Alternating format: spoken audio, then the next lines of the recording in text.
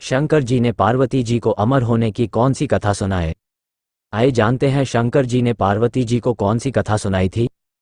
भगवान शिव ने माता पार्वती से एकांत और गुप्त स्थान पर अमर कथा सुनने को कहा, जिससे कि अमर कथा कोई अन्य जीव ना सुन पाए, क्योंकि जो कोई भी इस अमर कथा को सुन लेता है वह अमर हो जाता। पुराणों के मुताबिक शिव ने पार्वती को इसी परम पावन अमरनाथ की गुफा में अपनी साधना की अमर कथा सुनाई थी, जिसे हम अमृतत्व कहते हैं।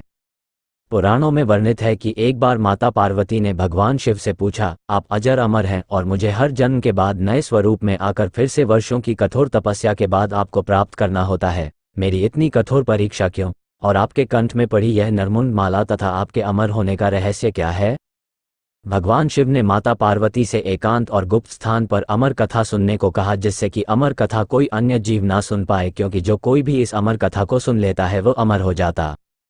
कथा सुनते सुनते देवी पार्वती को नींद आ गई और वह सो गई, जिसका शिव जी को पता नहीं चला। भगवान शिव अमर होने की कथा सुनाते रहे। उस समय दो सफ़ेद कबूतर शिव जी से कथा सुन रहे थे और बीच बीच में गूं गूं की आवाज़ निकाल रहे थे। भगवान शिव को लगा कि माता पार्वती कथा सुन रही हैं और बीच बीच में हुंकार भर रही हैं। इस तरह दोनों कबूतरों ने अमर होने की पूरी कथा सुन ली।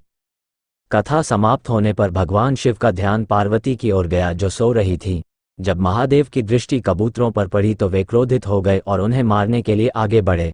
इस पर कबूतरों ने भगवान शिव से कहा कि हे प्रभु, हमने आपसे अमर होने की कथा सुनी है, यदि आप हमें मार देंगे तो अमर होने की यह कथा झूठी हो जाएगी। इस पर भगवान शिव ने कबूतरों को जीवित छोड़ दिया और उन्हें आशीर्वाद दिया कि तुम सदैव इस स्थान पर शिव पार्वती के प्रतीक चिन्ह के रूप में निवास करोगे। अतः ये कबूतर का जोड़ा अजर अमर हो गया। ऐसा कहते हैं आज भी इन दोनों कबूतरों का दर्शन भक्तों को यहाँ प्राप्त होते हैं और इस तरह से यह गुफा अमर कथा की साक्षी हो गई और इसका नाम अमरनाथ गुफा के नाम से प्रसिद्ध हो गया।